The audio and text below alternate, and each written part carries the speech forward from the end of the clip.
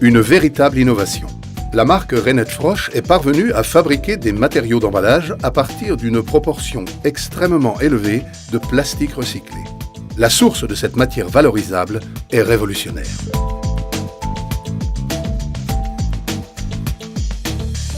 Comment est-ce que cela fonctionne?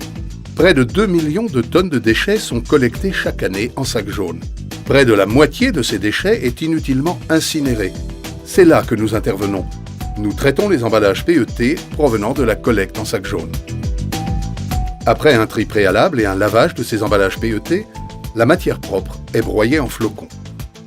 Toutes les matières parasites indésirables restantes sont alors éliminées grâce à un procédé innovant. Ce procédé performant repose sur une technologie ultramoderne de tri au laser, disponible en Allemagne et encore inconnue du grand public.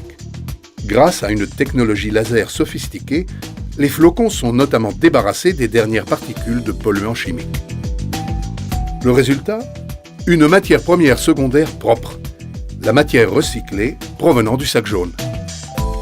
Ce qui était généralement considéré comme infaisable est devenu réalité. Il est désormais possible de fabriquer des bouteilles en plastique contenant une proportion élevée de cette matière recyclée. Les premiers liquides vaisselle Reinette Frosch, conditionnés en flacons fabriqués à partir de PET provenant du sac jaune, sont déjà sur le marché. Les avantages de cette initiative en recyclage, signée Reinette Frosch, sont évidents. Ce procédé permet de protéger durablement l'environnement car il marque le point de départ d'un véritable cycle. Une bouteille en PET redevient une bouteille en PET qui elle-même deviendra une bouteille en PET et ainsi de suite.